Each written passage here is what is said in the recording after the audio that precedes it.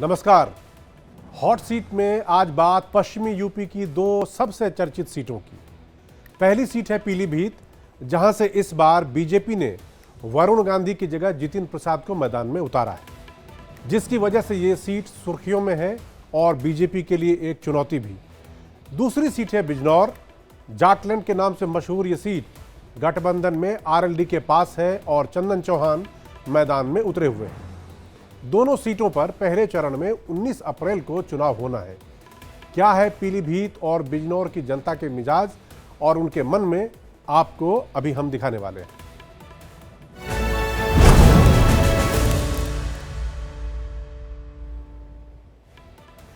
पिछले 35 साल के चुनावी इतिहास में पहली बार ऐसा हुआ है जब पीलीभीत से ना तो वरुण गांधी मैदान में हैं और ना ही मेनका गांधी। बीजेपी ने वरुण का टिकट काट दिया है। शुरू में लगा जैसे वरुण के तेवर बगावती होंगे और वो अलग राह न चुन ले, मगर ऐसा नहीं हुआ क्या?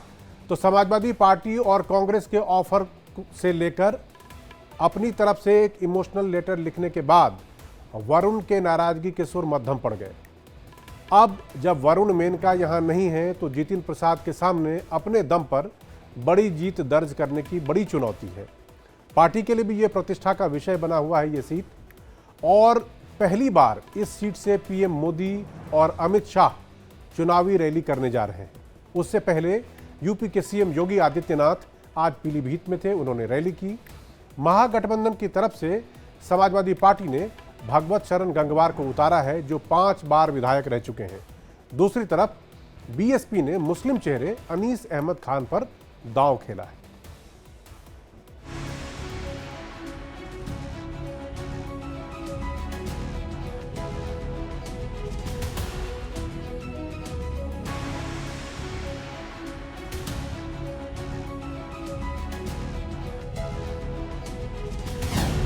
पैंतीस साल बाद पीलीभीत में बदला रिवाज।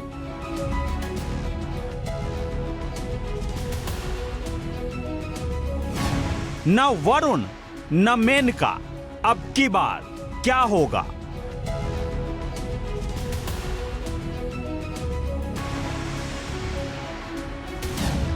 क्या पीलीभीत में जितिन को मिलेगा प्रसाद?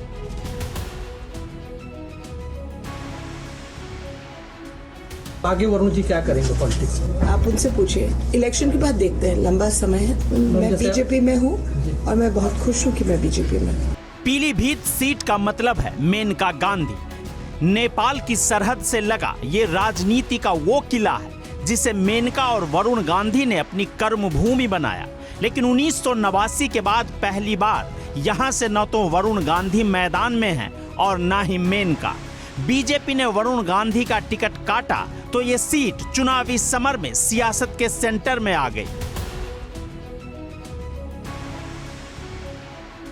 वरुण गांधी भारतीय जनता पार्टी के नेता हैं और हमारे साथ रहे। क्या चुनाव प्रचार में आएंगे वरुण गांधी? अभी एक बार बात कर लेंगे उनसे। उनका उपयोग है सब जगह और उनका उपयोग पार्टी ठीक से करेगी। लगातार सरकार को लेकर हमला बोल रहे हैं। भैया वरुण गांधी लगातार बयानबाजी कर रहे हैं। भारतीय जनता पार्टी के कार्यकर्ता के नाते जो भी काम जिसे देगी पार्टी, उसी आधार पर हम लोग आगे बढ़ेंगे। बीजेपी नेता कुछ भी तर्क दें, लेकिन सियासी गलियारों में चर्चा यही है कि वरुण गांधी को अपनी सरकार की आलोचना भारी पड़ गई। वरुण का टिकट कटने के बाद पीलीभीत सीट बीजेपी के लिए प्रतिष्ठा का विषय बन गई है। यही वजह है कि सीएम योगी ने खुद मोर्चा संभाल रखा है। उन्होंने पीलीभीत में प्रबुद्ध वर्ग सम्मेलन किया है।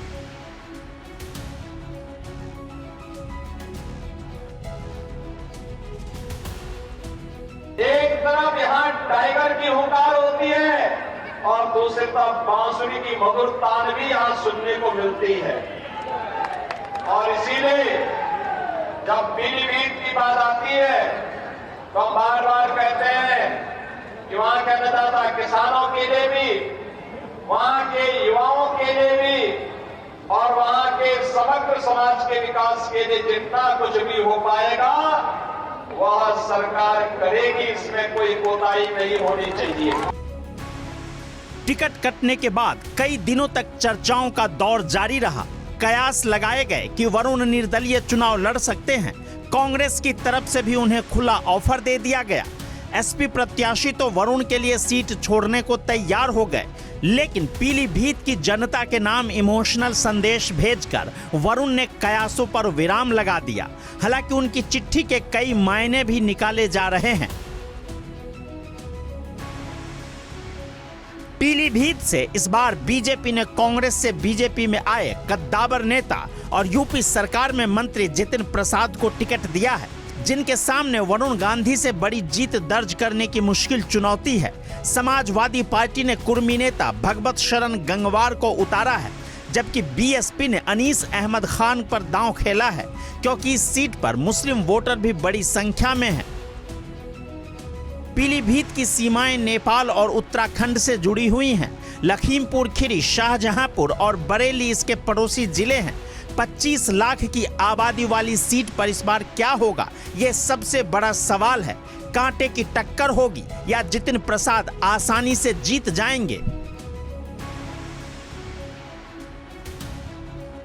इस चुनाव में प्रधानमंत्री जी के तीसरे कार्यकाल का ये चुनाव है। आप देख सकते हैं अपार जन समर्थन मिल रहा है और योगी जी के मंत्रिमंडल के सदस्य मैं भी हूं और हमारे साथी संजय सिंह गंगवार भी है, और हम दोनों इस पीलीभीत शहर की जनता की सेवा करेंगे। और आप देखिएगा जैसे जैसे आगे समय बीतेगा, आंधी चलेगी मोदी जी की और प्रचंड बहुमत से 400 पार की जो गिनती है वो मोदी जी के नेतृत्व में हासिल की जाएगी।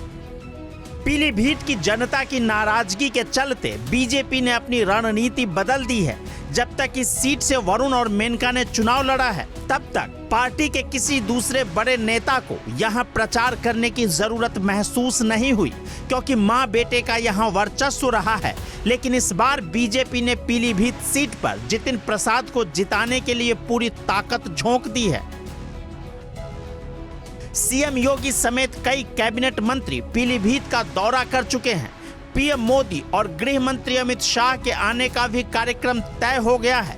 गृह मंत्री शाह 6 अप्रैल को पूरनपुर के रामलीला मैदान में जनसभा करेंगे, जबकि प्रधानमंत्री मोदी 9 अप्रैल को पीलीभीत के ड्रम्ड इंटर कॉलेज में रैली करेंगे।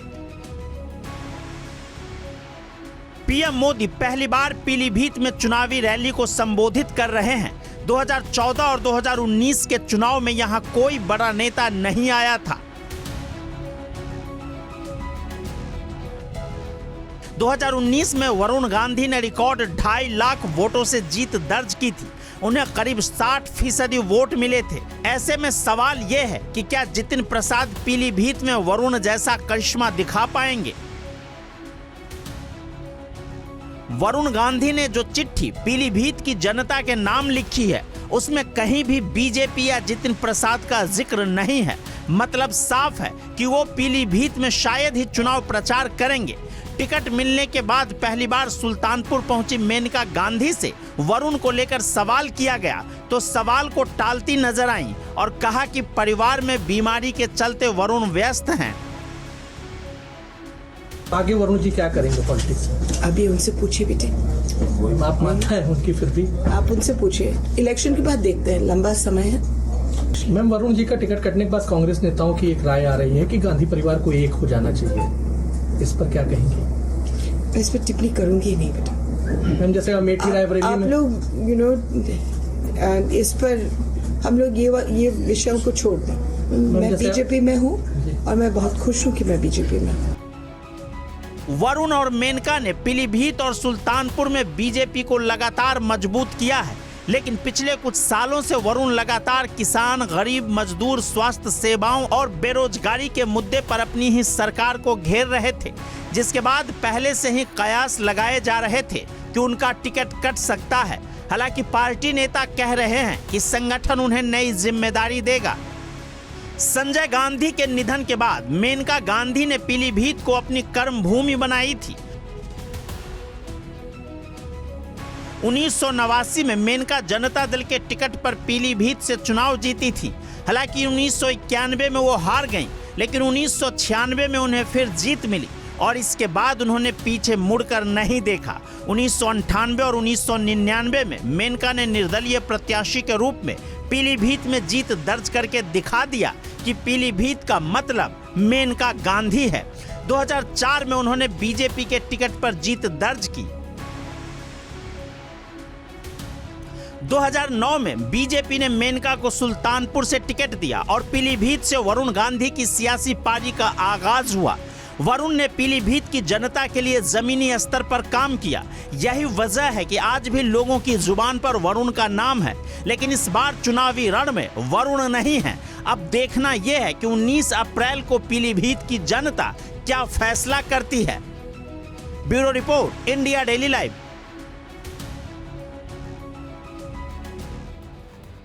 दिल की बात जुबां पे आ जाए तो कई बार अच्छा नहीं होता। शायद इसीलिए जब मेनका गांधी से पूछा गया तो उनका जवाब कुछ वैसा ही था। बहरहाल पीलीभीत के जातीय समीकरण को समझते हैं, उससे आपको अंदाजा लगेगा कि आखिर पिछले 96 के बाद से, जैसा कि हमने अभी रिपोर्ट में आपको दिखाया, कि वरुण गांधी या मेनका गांधी क्यों यहाँ से लगातार जीतते रहे, यहाँ का कास्ट इक्वेशन क्या कहता है। तो जरा से ग्राफिक के जरिए आपको समझाने की कोशिश करते हैं। आप देखिए, पीलीभीत में कुल वोटर 18 लाख की कंस्टिट्यूएंसी है, जिसमें मुस्लिम 25% आबादी मुस्लिम वोटरों की है। 4.30 लाख वहाँ पे तकरीबन मुस्लिम है, और कुर्मियों की आबादी भी बहुत ज़्यादा है, वो 2.25 लाख, तकरीबन 12% वहाँ के वोटर कुर्मी हैं और 25% मुस्लिम, यानी इन दोनों को जोड़ दे तो 37% हो जाता है। दलितों की आबादी भी अच्छी खासी है, 4 लाख, ये 22% के करीब होता है, और ब्राह्मणों की संख्या 1.7 लाख के आसपास यहाँ पर है, जो कि 18 लाख का ये कंस्टिट्यूंसी है। सिख भी यहाँ पर हैं। अगर आप उस इलाके में गए होंगे तो आपने देखा होगा कि सिख भी वहाँ पर अच्छे खासी तादाद में है, और ये 1 लाख के करीब उनकी संख्या वहाँ पर है उस कंस्टिट्यूंसी में। अब पिछले चुनाव की तरफ लौटते हैं, जबकि वरुण गांधी वहाँ से जीते थे। आप वोट परसेंटेज देखिए, वरुण को 59.38% वोट मिले हैं 2019 के चुनाव में, जबकि समाजवादी पार्टी के हेमराज वर्मा जो हार गए चुनाव, उनको 37%, यानी कि बहुत बड़ा अंतर है। 20% से भी ज़्यादा बड़ा अंतर इन दोनों नेताओं के बीच में पब्लिक समर्थन का है। अब इसको थोड़ा और पीछे चलते हैं, और 2014 में देखिए कि वहाँ से मेनका गांधी चुनाव जीती हैं। उनको वोट मिले हैं 52.06%, और बुद्ध सेन वर्मा जो कि समाजवादी पार्टी के उम्मीदवार हैं, उनको भी 22%, और अनीस अहमद जो बीएसपी के 18। अगर आप इसको अंतर देखिए तो 52 और 22, तकरीबन 30% का अंतर वहाँ तब भी था। यानी कि मेनका हो या वरुण हो, जो वोट परसेंटेज है, जो जनता का समर्थन है, वो किसी दूसरे कैंडिडेट के मुकाबले बहुत बहुत बहुत ज़्यादा है। यानी कि दोनों में कोई टक्कर की उम्मीद आप नहीं कर सकते। लेकिन इस बार हालात बदले हुए हैं, क्योंकि ना तो मेनका है, ना ही वरुण गांधी वहां से चुनाव लड़ रहे हैं, बल्कि इस बार जितिन प्रसाद है। और जैसे कि हमने रिपोर्ट में आपको दिखाया, कि उस रिपोर्ट में हमने आपको बताया कि बड़े नेताओं को अब तक वहां जाने की जरूरत नहीं थी, लेकिन इस बार प्रधानमंत्री मोदी भी जाने वाले हैं, गृह मंत्री अमित शाह भी जाएंगे, और यूपी के सीएम योगी आदित्यनाथ आज वहाँ थे। अब विधानसभा की स्थिति को समझिए। पीलीभीत लोकसभा के अंदर 5 विधानसभा सीट है, वो बहेड़ी, बरेली, अताउर रहमान समाजवादी पार्टी के हैं। उसके बाद पीलीभीत से संजय गंगवार हैं, जिनको कि आपने अभी देखा होगा जितिन प्रसाद के साथ, वो बीजेपी के हैं। उसके बाद बड़खेरा से स्वामी प्रकटानंद है, बीजेपी। पूरनपुर एससी सीट से बाबूराम पासवान, बीजेपी, और विवेक कुमार वर्मा बीसलपुर से हैं। अगर आप इसको देखेंगे तो 1:4 है, यानी 4 बीजेपी के विधायक हैं और 1 समाजवादी पार्टी बहेड़ी सीट, जो कि बरेली में भी थोड़ा बहुत हिस्सा उसका लगता है, वो वहाँ पे समाजवादी पार्टी के वहाँ पर जीत मिली है। ये वहाँ का इक्वेशन है। अब ये इक्वेशन आपको समझाने और बताने में आसानी से मदद कर देगा कि आखिर वहाँ पर इस बार का चुनाव किस तरह करवट लेने वाला है। जैसा कि मैंने बताया कि प्रधानमंत्री मोदी, गृह मंत्री अमित शाह, योगी आदित्यनाथ के बड़े बड़े नेता वहाँ पर जाकर प्रचार भी करने वाले हैं अपने कैंडिडेट के समर्थन में, क्योंकि कैंडिडेट इस बार नया है। बहरहाल बढ़ते हैं आगे। हमने जैसे पहले आपको बात की थी, तो इसलिए दूसरी सीट की चर्चा करेंगे, और ये सीट पश्चिमी यूपी का वो शहर जहां पहुंचते ही गन्ने की मिठास महसूस होती है, गुड़ की सौंधी खुशबू आती है। यहां किसान सियासत के सेंटर में है, और जहां से लखनऊ दूर लेकिन दिल्ली पास है। पश्चिमी यूपी की ये हॉट सीट है बिजनौर, जहां की जनता ने पूर्व सीएम मायावती और पूर्व लोकसभा स्पीकर मीरा कुमार को भी चुनकर संसद भेजा है। बीजेपी आरएलडी के गठबंधन में ये सीट आरएलडी को मिली है। इस बार आरएलडी ने मीरापुर से मौजूदा विधायक चंदन चौहान को मैदान में उतारा है, जबकि एसपी ने दीपक सैनी को टिकट दिया है। उनके पिता राम अवतार सैनी नूरपुर से विधायक हैं। बीएसपी ने आरएलडी से आए जाट नेता विजेंद्र सिंह को टिकट दिया है। पश्चिमी यूपी की इस सीट पर जातीय गणित बड़ा फैक्टर है। यहाँ मुस्लिम और दलित वोटर निर्णायक भूमिका में हैं। जाट और गुर्जर और सैनी भी बड़ी संख्या में वहाँ पर वोटर हैं और वोट करेंगे। देखते हैं कि इस बार बिजनौर में किस तरह का है चुनावी माहौल।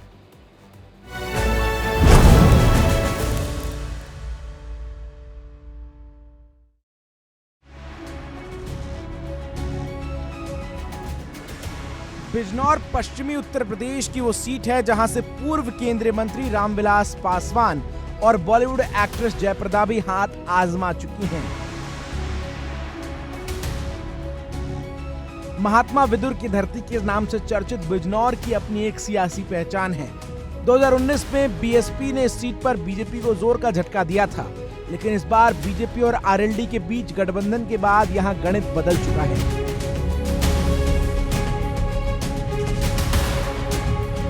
सरकार में कभी जिला बिजनौर को कुछ नहीं मिला। योगी और मोदी के आने की वजह से यहाँ में बहुत कुछ मिला है। हमारी बहन बेटी सुरक्षित है। सबसे बड़ी बात ये, रात को 12 बजे भी लेडीज आराम से अपने घर तक पैदल चली जाएंगी। और समाजवादी की सरकार में ये हालत थी कि यहाँ पे ये समझ लो इतनी गुंडागर्दी थी, ये समझ लो कि किसी को मार लिया, किसी को पीट लिया, यही हालत थी। मैं तो इतना पता है जो गरीब आदमी का काम आएगा वो है। अच्छा, और अभी तक किसी ने किया है गरीब कुछ नहीं करा। मालदार आदमी को भर रहा है, गरीब आदमी वही का वही है। अच्छा दे ऐसा कोई फायदा थोड़ा लग रहा है। जो सरकार से हमको फायदा नहीं लग रहा, नहीं लग रहा। नहीं, हमें तो कुछ फायदा नहीं लगता ना। तो हमें कोई योजना मिलती हो, हमें तो कोई योजना भी नहीं मिलती। उसने फायदा करा ना, हम ये फायदा करेंगे। जाटलैंड के नाम से मशहूर बिजनौर चौधरी चरण सिंह का गढ़ रहा है। यही वजह कि एनडीए गठबंधन में ये सीट आरएलडी के खाते में गई है। आइए पहले आपको दिखाते हैं यहाँ किस किस के बीच है कांटे की टक्कर। बिजनौर में इस बार मुख्य मुकाबला आरएलडी बीजेपी गठबंधन के प्रत्याशी चंदन चौहान और समाजवादी पार्टी के प्रत्याशी दीपक सैनी के बीच ही है। लेकिन मायावती ने चौधरी विजेंद्र सिंह को टिकट देकर मुकाबला दिलचस्प बना दिया है। विजेंद्र सिंह आरएलडी से बीएसपी में आए हैं। बिजनौर समेत पश्चिमी उत्तर प्रदेश की 8 सीटों पर पहले चरण में ही चुनाव है, लिहाजा यहाँ चुनावी सरगर्मियां बढ़ चुकी हैं। मेरठ में प्रधानमंत्री मोदी की प्रचंड रैली के बाद चंदन चौहान अपनी जीत को लेकर उत्साहित नजर आ रहे हैं। मोदी मोदी मोदी मोदी, पूरा देश कह रहा है तीसरी बार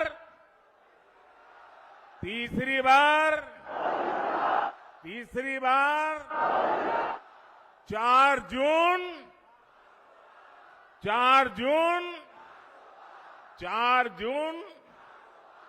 जबकि समाजवादी पार्टी के अंदर आपसी खींचातान ही खत्म नहीं हो रही है। अखिलेश यादव ने पहले यशवीर सिंह को टिकट दिया था, लेकिन बाद में उनका टिकट काटकर दीपक सैनी को उतारा। इतिहास गवाह होगा, आने वाले दिनों में ऐसी जीत होगी, वो ऐतिहासिक होगी। ये बहुजन समाज पार्टी की जीत होगी। उसके साथ ये सर्व समाज, सर्व धर्म की जीत होगी। सब लोग इकट्ठा है।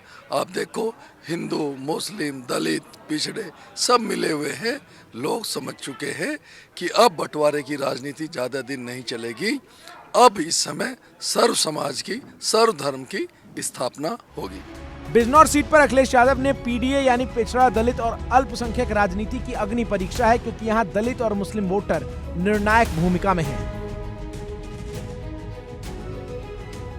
बीजेपी ने आरएलडी से गठबंधन करके जाट, गुर्जर, दलित और मुस्लिमों को साधने की कोशिश की है। वहीं समाजवादी पार्टी दीपक सैनी के जरिए स्वर्ण, मुस्लिम और दलितों को एकजुट करने में जुटी है। आरएलडी प्रत्याशी चंदन चौहान मीरापुर से विधायक हैं। उनके पिता संजय चौहान बिजनौर से सांसद रह चुके हैं और दादा नारायण चौहान उत्तर प्रदेश के उप मुख्यमंत्री भी रहे हैं। उन्हें लोगों का जबरदस्त समर्थन मिल रहा है। बिजनौर में चुनावी मुद्दों की बात करें तो यहाँ गन्ने का मूल्य और एमएसपी का मुद्दा भी हावी रहा है। विधानसभा चुनाव में किसान आंदोलन का असर देखने को मिला था, लेकिन चौधरी चरण सिंह को भारत रत्न देकर और गन्ना का मूल्य बढ़ाकर मोदी सरकार ने जाटलैंड में मिठास घोल दी है। शुगर मिल्स होने से काम नहीं होता। आप हमारी पॉपुलेशन को काउंट करें और वहाँ जॉब कितनी क्रिएट हो रही है उसको देखें। आप गवर्नमेंट हॉस्पिटल को एक बार विजिट कीजिए। मोदी की सरकार में हमें क्या, हम ही सुबह से पढ़े, हमारी लड़की का वो नहीं बन पा रहा, आधार कार्ड नहीं बन पा रहा, हम पूरे बिजनौर में घूम पड़े। मौजूदा काम जो हो रहा है, हमारे जो हाईवे बन गया है, इससे खुश हैं, घर बन रहे हैं। अभी हमारा जो जोड़ है उसका विकास बिल्कुल नहीं हो रहा।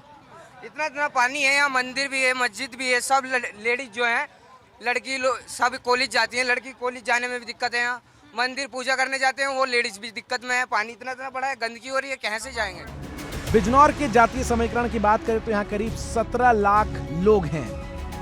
इसमें 5.5 लाख मुस्लिम वोटर हैं, जबकि 4 लाख वोटर दलित हैं, 150 से 2.25 लाख वोटर जाट हैं, 75,000 वोटर गुर्जर हैं। इसके बाद 50,000 ब्राह्मण और फिर चौहान, त्यागी और दूसरी जातियां हैं। पिछले दिनों बिजनौर में बदायूं कांड की भी गूंज सुनाई दी। बदायूं में साजिद और जावेद नाम के युवकों ने मासूम बच्चों की हत्या कर दी। पुलिस ने मुख्य आरोपी साजिद का एनकाउंटर कर दिया, जिसको लेकर समाजवादी पार्टी नेताओं ने ध्रुवीकरण की राजनीति शुरू कर दी। 2019 में सपा और बसपा के बीच गठबंधन था, जिसका फायदा बसपा को मिला था और यह सीट मोदी लहर के बावजूद बीजेपी के हाथ से निकल गई थी। लेकिन इस बार तस्वीर अलग है। बीजेपी और आरएलडी में गठबंधन है, किसान बीजेपी के साथ नजर आ रहा है, जबकि बसपा अकेले चुनावी मैदान में है। Bureau report, India daily live.